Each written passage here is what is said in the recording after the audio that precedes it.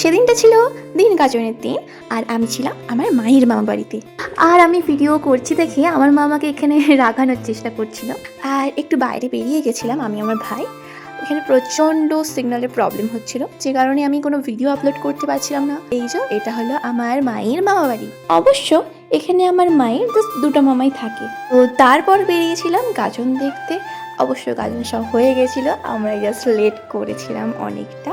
আর এই যে দেখো আমরা সবাই চলে এসেছি, আর এই জায়গাটাই হয় গাজন। কিছুক্ষণের মধ্যে দিদিও চলে এসেছে।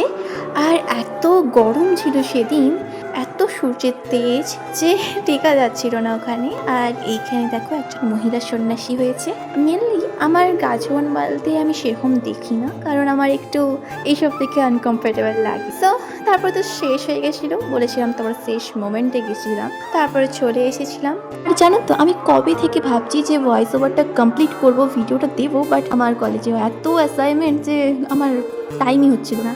আর ব্যাকগ্রাউন্ডে হয়তো কিছু নয়েজ আসছে, তো সেটার জন্য অনেক অনেক দুঃখিত। আর মিস্টার ডগেসের হাসি দেখছো? আমার ভাই এখানে কোথা থেকে 1 টাকা কুড়িয়ে পেয়েছিল। তো এরা দুজন দেখো ওখানে সিগন্যাল পায় না বলে এত দূরে, বাড়ি থেকে এত দূরে বসে আছে ওরা। আর আমিও তাই সিগন্যালের জন্য এসেছিলাম। তারপর সন্ধ্যাবেলায় তো আমরা বাড়ি, মানে আমার মামা বাড়ি ফিরছিলাম। আর এই যে দেখো চলে এসেছি। আর এই অন্ধকারে আমার মামা বাড়িটা ঠিক এরকম লাগে।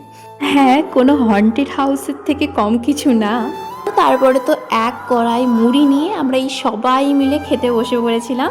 তাহলে চলো ভিডিওটা এখানেই শেষ করা যাক। আর ভিডিওটা ভালো লাগলে অবশ্যই লাইক করবেন। দেখা হচ্ছে পরবর্তী ভিডিওতে।